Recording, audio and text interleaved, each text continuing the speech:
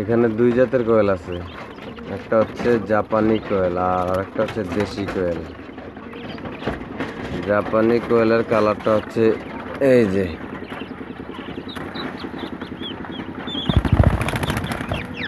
এই কালারটা হচ্ছে জাপানি কোয়েলের কালার। দেখতে বেশ সুন্দর, তবে ডিম জাপানি আর দেশি আমার মতো একই রকম দেয় আর কি, কম বেশি অতটা পাইনি, একই রকম দেয়। এই যে আরেকটা জাপানি,